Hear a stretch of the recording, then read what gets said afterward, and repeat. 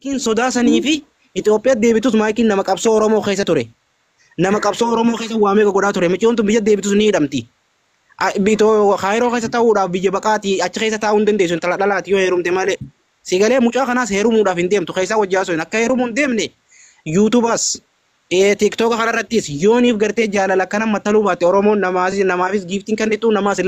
Sagaleen hin jiru. Sagaleen xiqqoo. Jecha fiilima jaalalaa kana fidan malee ibsishaa heerumuu hin deemtu isiinis heerumuu hin deemtu inninis fuudhuu hin deemu obboleetti sigalee. Kanaafi Oromoon teenya argeera tuni. Hin faamne waan kana hundan beeyne laatta ketti teenya muna dhageeffadhu. Oromoon teenya argee tuni jaalala isaan wal jaalalaa jiran tana dhugaadhaa jedhanii jala muranii jiran. Dhugaa miti jaalalti soba. Garuu wallaahi wabillaahi ilaal ibsaa siifin hima. Ati amma yoo ibsaan kun maayikii fuudha akkam ta'u teessamee as gubbaratti sii wanti jette ibsaan ni fuudha wallaahi ni fuudha akkam ta'u teessamee ati. Wallaahi billaahi yoo ibsaan intala tana fuudhe dhageeffadhu. Keessaan na dubbisiiti. Akkamiif goota guyyaa sana akkamiif goota? Okay, ibsaan ni fuudha akkam goota teessaan. Riyaala suudii kuma takka achi na haram qabadhu gaafa ibsaan maayikii fuudhe. Eenyuuf haram? Anaaf haram abba miskiina barbaadeef hin erga. Ati amma usme akka shari'aa teenyatti ati amma ilmoo musliimaati naaf ati amma musliima mi? Musliim. Akka shari'aa teenyatti dhalaan tun kabajamuu qabdi moo arrafamuu qabdi? Dhalaan sagaggaalummaa daleedu kabajamuu qabdi hojjeefamuu qabdi akka shari'aatti. Akka shari'aan gaafatte. Sagaggaalummaa akka dalagu jirtu ati suudii jirtaa quba hin qabdu ibsaana dhaggeeffadhu gaanaafis fahame osoo tantee qofan ta'e naafis fahame. Sagaggaalummaa akka wanti ta'u jirtu ittiin kakkattaati mee? Akka sagaggaalummaa godhu jirtu ragaan nu bira dhufaa jira taakka jee. Laalamma odoo maayikirraa naasoo inni. Laalamma dhagee ati odoo muna ati akka shamara tokko na gaafatte malee akka maayikiin na gaafanne sa? Akka maayikittiin si gaafadde maayikiin tun akka ishiin dalagu jirtu ni beektaati hin beektu maaliif beektaati? Ati imma dhagee ati imma kanaan jette shari'aa islaamaa keessa shamara xiqqeessuun ni jiraan hin jenne? Shamara xiqqeessuun hin jiru nu hundinuu shamara maakiin shamara way dhiira. Haasiifin himaa duba narraa fudhadhu akka shari'aa barbaannaan dhalaa sagaggaalummaa daleeydu takka ajjeesuu takka dhabamsiisuu takka biyya ari'uu taakka. Dhalaa nagaan teessu tagartee ijaaba sii uffattee deemtu shari'aa sii kabajjee diinii sii irraa waa beektu diinii sii jala deemtu karaa rabbi hordoftu wanni tooyituuf hin jirtu tana buute jennaan nauma. Nama islaamaa tokko bu'ee jaamtaa haqa nama sanii yoo dhiifama gaafatte malee rabbi illee si sun danda'u nama san zallamte ati nama islaamaa san sii galee.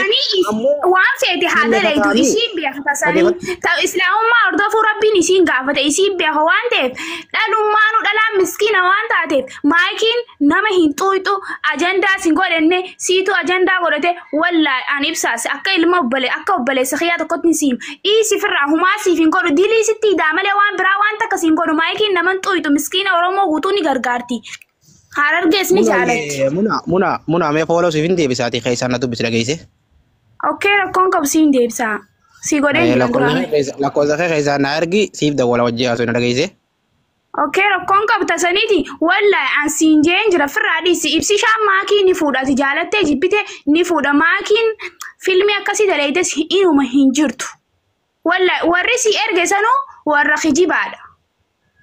Dhagaye na erganii na haadhiisanii nama ragaallee niin fidadha dhageeffadhu mee tokkummaa tanas gaafadhu nama nama ol galche tana mee gaafadhu wajjin haase isiin tunillee nama kaayiroo beekun tala tana kaayirootti nama qaamaanillee wajji ture tokkummaa namni jiru kun maayikii wajjin mee gaafadhu maal gangata akka maayikii irraa beekta maayikiin tun gamta akka qulqulluudha ji tokkummaa dubbadhu. Hayee dubbadhu. Hayyee maal jechuun jirtanii maal jettee takkitti. Waa'ee maakirraa maal beekta? Wanni makirraa takka faagaa isa dura jaalallee qabdi. Ibsaa dura. Egaa jaalallee qabdi gaa kun mucaan kan nama agartu kana maali kabira.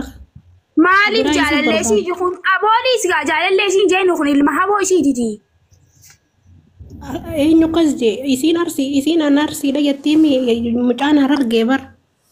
Maayikiin harargee arsii miti isiintu ajandaa godhatee arsii godhe malee maayikiin harargeedha. No, akkasii miti akkasiin jahin waan dhugaa jirtu lafuma kaayaati. Isin an ijoollee teenya taara argeetu nama isin hin jaalanne maa jaalattan makkiin harkaa teessan isin hin dandeessu maa jala horiiti. Maakiin nu jaalatti dhugaa gootee nu jaalatti dhugaa goonee jaalanna maakiin nama ifiin ta'ee jiraatu tokko nama afaan namaa jala deemuu miti wanti.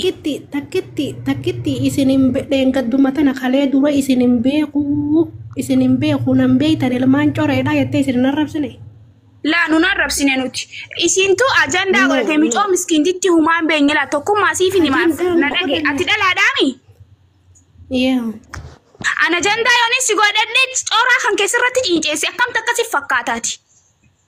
Na dhageeffadhu namni hanga fedhallee nama tokko amma fakkeenyaaf jaalibsaa yoo isii qeeqe jaalibsaadha. Nama namni tokko yoo harargee keessaa ka'ee na arrabse yoo na xiqqeesse maqaa nama tokkootiif jee harargee guutuu walii qabeen arrabsu. Anamma namni arrabsu. Maakiin harargee ni jaalatti tokkummaa tiyya. Niin kabajaan amma akka nama tokkootitti jibbaa dhuunfaarraan qabu maaliif jennaan obboleettii tiyya intala Oromooti harargeellee ta'uu baattu dhimmasiiti garuu haa ta'u malee. Nama tokkoof jettee ganda kee guutuu gaafaati walii qabdee xiqqeessitu namni maal siin jaasii galee yoo harargee taate harargee maaliif kabajaan laalne harargee maaliif bikkan laalne nama harargee maaliif jalatti hin qabne. Eenyuuf jala qabu jirti namni isiin akkanatiif jala qabu jirti ijoollee eessaati. Na dhageeffadhu walumaa galattuu makkiin fakkeessituudha ani fakkeessaas hin jaaladhu akka keessanitti sudduu namaa maakiin fakkeessituu miti ati jaalibsallee ijoollee biyyattii yaati nan waan ta'eef ijoollee cirootii jee garuu ani sallee hin beeku garuutu ati jaalibsaadhaa fakkeessu jirta. An jaalibsaa fi miti wallahi jaalibsaa fi waraabaa atillee jirti aara maakiin isin maal isin goote garuu mee akka dhimma tokkotti naaf himee tokkummaa teenya tokkummaa Oromoo maakiin maal isin goote. Takkitti na dhageeffadhu an akka dhuunfaa biyyaatitti an jaalibsallee hin beeku ibsallee hin beeku makkii sirriitti hin beeka garuu gaafa isin gaafa Haacaaluu hundee isaa du'e isin as baate. Nuti san dura warra social media kanarra jiran TikTok hin jaaladhu malee TikTok isa dhufee viidiyoo tiyya waraabee hudduu lulee maaliin jiru hin fedhu walumaa galatti rakkoon qabu tasanii abbaa itti qoratu malee hudduu luluu miti qullallee dhaabbatanii yoo dalagan abbaa itti gaafatama tasanii. Hin jaaladhu malee na dhageeffadhu nuti warra dura social media kanarra jiru warra makkii dura jiru makkiin dhuftee feemasa taate nama jabaa taate nuti itti gammachuu qabna akka intalatee nyaata akkaatitti itti gammachuu qabna garuu namni yoo akka fedhallee tahee namuma ifiin mataa qabata malee laal akka yan dhageesse qubitti aanaa abbu gudduutu garatti aanaa jan durri if jenneeti ati imma dhugaa rabbisan dubbadhu anamman talaara argeeti takkitti atilleen intaraara argeeti. Dura mataa keeyyattee deebitee tokkummaa jetta maaliif keetumaa sitti aanalaa Oromoo hunda keessa gandummaa jira waan harargeen ta'in an kan abbaan fedhe na jaalachuu danda'a abbaan fedhe na jibbuu danda'a nama if danda'ee jiraatu garuu namarraa harargee keessa yoo taate malee kutaa hunda keessa Oromoon hundi gandummaa qabdi jabaa fi wal jabeeffatti laafaa fi wal jabeeffatti harargeen wanni kanaaf maali gaafa xiqqoo feemasummaa tan argattee harargee Oromiyaa ta wanni harargee tana keessa ol baate if tuulummaa takka qabdi laal nama ifii tuffachuu nama ifii xiqqeessu maal abbaa isaanii an feemasa harargee guutuu sana wallahi tokkummaa nama maayikii garuutu ijoollee Oromoo takka hin xunyee ni jaalatti inni feetiin mataa ol qabdiin. Mata ol qabdi me opsi me takketti akkuma opsi takketti muna ati ijoollee meessootii miti an ijoollee meessootii miti in kijibin muna ni kakatta ammoo ijoollee jiroo kan ta'e ati me bakka hunda nagaa fadhaan no laal keessaa naa bilbilanii muna warra meessootii naan jaan amma dhageeffadhu warra meessoo siin joosaniin hootu jeen kara xiyyaanatti as fiti warra meessoo la dhagee anumaa si mirkanees ati ni kakatta akka ijoollee meessoon ta'in ammoo nin kakadhee nan kakadha okay rabbiin jiruuti janaa balleessu rabbiin bultii tijjatanii gana siifin kakadhu nan kakadha wallahi billahi bira wal ta'in jirtu wallahi billahi bijinni beeko dhageeffadhu wallahi billahi bijinni beeko munaa warra meessootiin aan janna dhageeffadhu laal feetu jibbillee beeki feetu waan fedhe beeki an wallahi wabillahi jechuun wanta biraa wanni kakadhu jiruuti keessa wallahi wabillahi diisi muna wallahi wabillahi diisi dhageeffadhu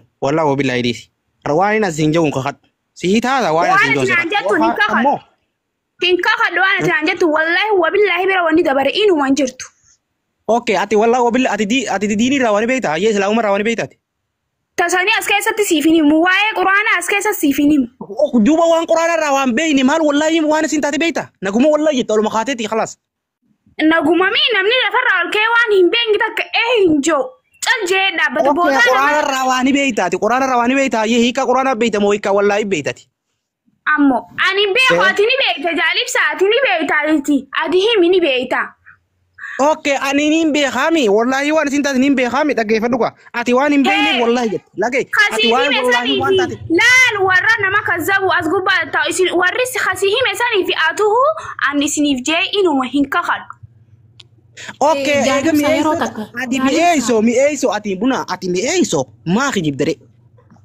إنه ميسو كانت نني بيتاتي barna ni bey taamiti ati Jaalib ka haddu sammee namni isii nama makkiirraa wabiibu. Isiin bakkeedhiis jechuun dhufte malee waan biraatiif miti. Ati maakirraa wabii buufu sonteen atillee yoo taate akkanuma. atilleen akkami atilleen akkami Yoo intarneetii yoo kanatti ajandaa godhatanii nama mataa dhukkubsanii nama shirshir gootan akkam taatan silaa isin. Eenyu shirshir jenna? Ati booda wanni akkanaa kun sirra bu'uun malaafaa wali qabaddu. Akka ilma haboo isiin ta'in ati ni beekta. Maaliif bakka dandeessaati? Jaarsisii isiin jeesitti himate. takkaffaa na dhaggeeffadhu amma waan kanaa miti. Kanaa oliituu ni jiraati wanni kanaa achiituu ni jirti namni raayii dabarsinee jiru. Wanni ta'e hundi filima nama firaanii isaa warra balkaabaa. Aboo dhaggeeffadhu namni jiru. Buna follow si gadeeti waan jira hundaa keessaanis itti mabaleeti jate waa qoban qabdu tekkanuma firraa ijita. Maayikii sirraan fidaa deema maayikiitti dhagay maayikii sirraan fidaa gareen si godha maayikiisi deem gabbuuyiiti keessaa naa bilbili. Maayikii illee sirra fideeti achirra dubbata dhageesse. Aboo deema khazaabe ummata khazaabe. Deem gabbuuyi keessaa naa bilbili barbaannaan. Hayyee tokkummaa. Ooyye. Tatillee gabbuuyi deemi. Amma ijoollee. Nambuusin sagaticha. Dhaggeeffadhu suuraa tana ijoollee hedduutu ajandaa godhachuu jira beektaa suuraa tana achittu waa hedduutu jira. Wanni isii ganaa gabbaati garuu osoo dhiiftee dasna jaamaaleef faatte dhiibattu mucaa dirqiitti dhiibataa jirti malee duraanuu akkas wanni mul'atu nama mul'atte nama waa beekuu fi nama waa laaluuf wanni jiru nama jirti silaa dhiiftee dasna jaa garuu ani. Waa hedduu jira. Waa hedduutu jira ni beektaa. Garuu namni taa'ee dabarsine namni jira. Namni. Waa hedduu jiru hoottu booda fidda. Waa hedduu jiru san keessaan fidi deemi. Dhaggeeffadha uummata Oromoodha. Jaalattanis jibbitanis maayikiin sagaggaalummaatti jirti eetti jirti sagaggaaltuudha intala sagaggaaltuudha. Intala shalleedha dhaggeeffadha akka Harargee maqaanu nyaataa jirti akka Harargee maqaanu nyaataa jirti akka Harargee maqaanu balleessaa jirti akka Harargee maqaanu balleessaa jirti. Amma Harargee bira kuttee intala Oromootu ta'ee akka Oromootu maqaanu nyaataa jirti. Arsii maqaa balleessaa jirti.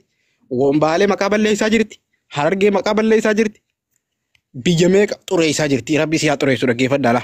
Sinigalee ijoolleen ciroo gartee warri ganda isaanii beeytan. Amma obboleettiin atu bisati ganda isaanii ni beeka jettee fooqi Sayyidoo bira jetteeti fooqi Sayyidoo ni dhageessin beeytu ganda alaa jettee garuu ciroo haati qooni bebbeeyta. Ganda isaanii ka jiru keessaan naa himta ijoollee isaaniitis keessaan naa himta ganda isaaniis keessaan naa himta ammoo akka isin obboleessa tokko har'a guddaa isin qabne himte abbaa siitii fi haati sii akka wajjin jirrellee himte wajjin jiran dhaggeeffadha. Haati sii isii takkitti dhalte laa jiran. Haati sii isii takkitti dhalteeti adda baate abbaa sii kaduraatiin. Abbaa biraa heerumte kalammaffaa. Kanaaf ilmaan heeruuf jirti. Maayikiin amma abbaan siitis jaartii biraa fuudhee jira. Maayikiin abbaan sii ilmaan meeqarraayi abbaan kunis jaartii biraa qaba. Haati tunis jaarsa biraa bira jirti. Siigalee meeqa heerumtee jirti. Dhalaan akka Harargeetti dhalaan madigaan